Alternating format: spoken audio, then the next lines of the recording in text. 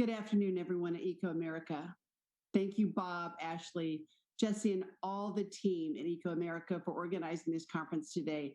I have really enjoyed listening to my fellow speakers talking to you about how to bring more green into your life.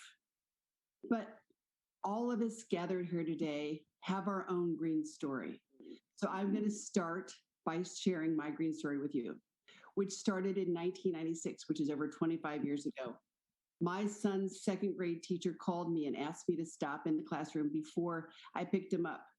And when I did, she told me my son was struggling, that he wasn't reading, he was struggling with his math. And she said she thought he had something called autism-related learning issues, which of course, any mother who hears about autism-related has it. At that time, it wasn't very well known, but you get a pit in your stomach. So what happened was I decided to take this on as a serious job.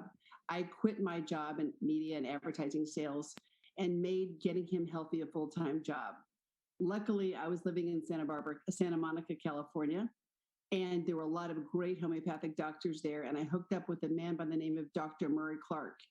He was the first one to introduce me into what toxins were and what toxins meant in our world.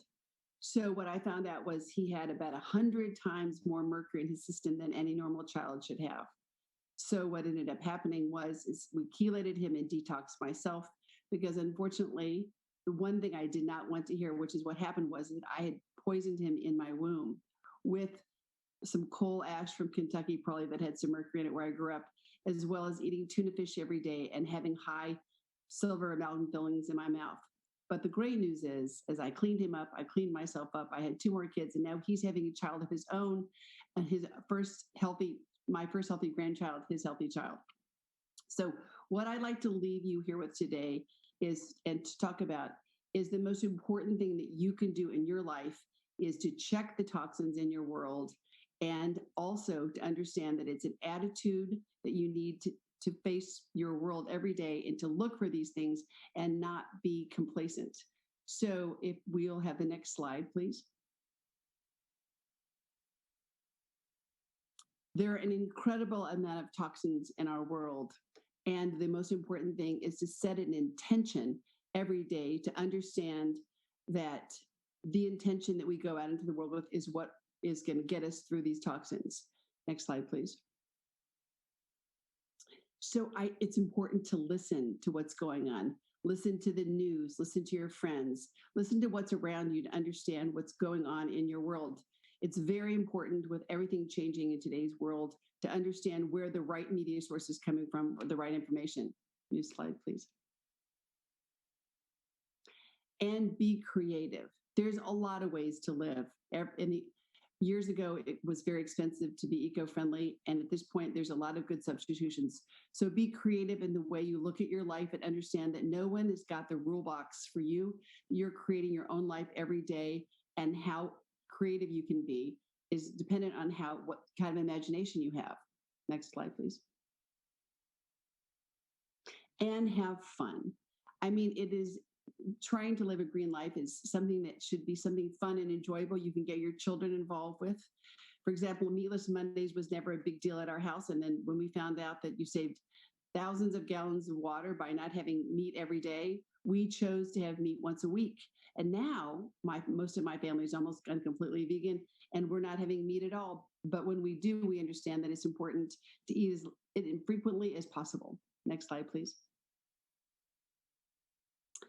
And also be honest. We live in a world where appearances matter, whether it's social media or whether it's what we want to present to the outside world, or even our intimate partners. Being honest with what's important to you and what you're scared about is the best way to start living life with a green heart. Next slide, please. And disciplined and self-disciplined.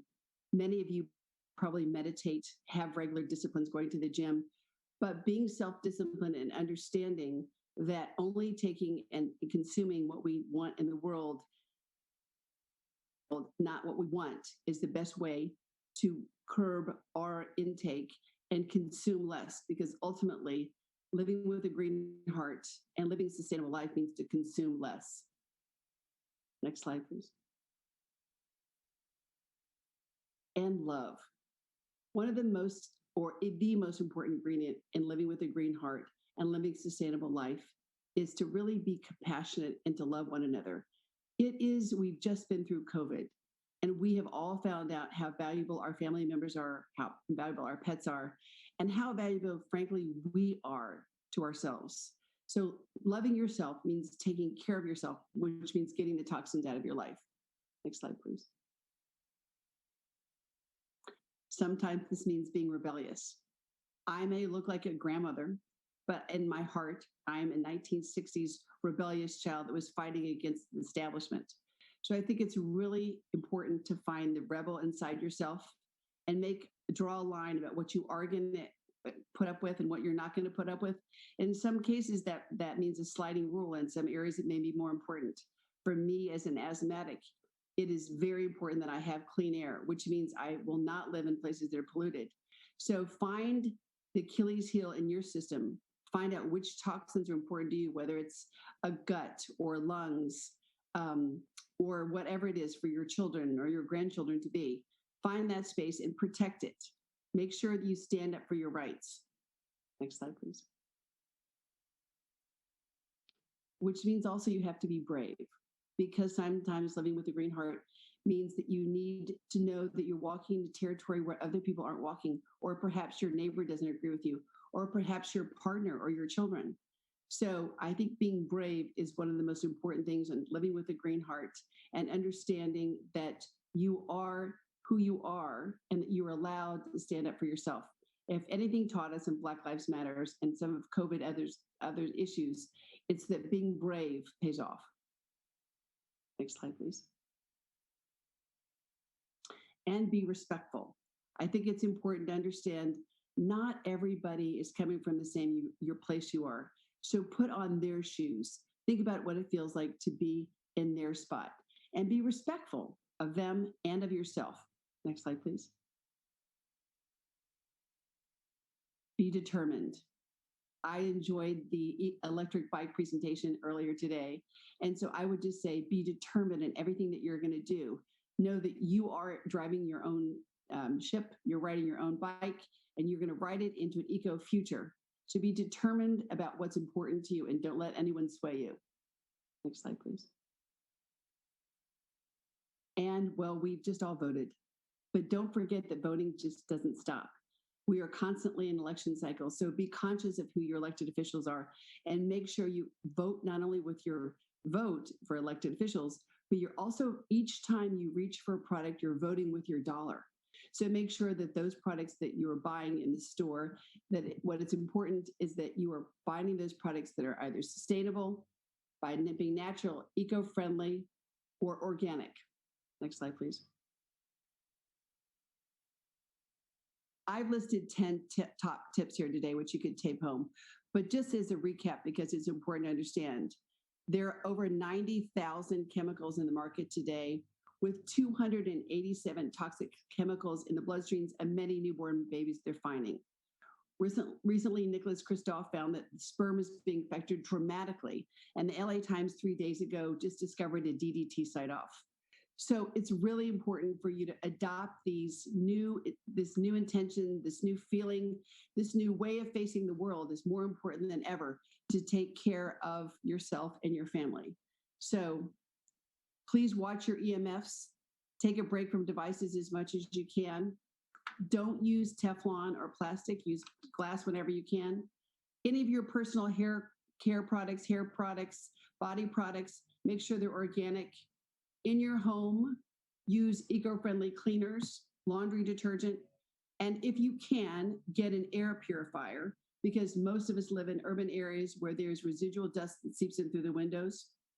Also, my very favorite is the mattress. We all need to spend 7 hours a night. As everyone knows, sleep is important.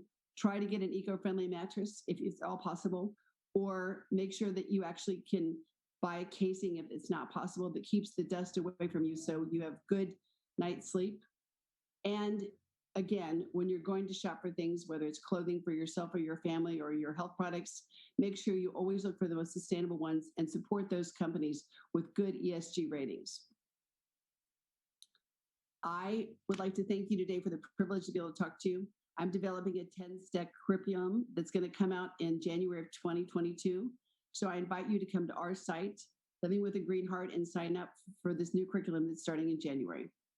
Thank you so much. I'm wishing you all a healthy and happy day.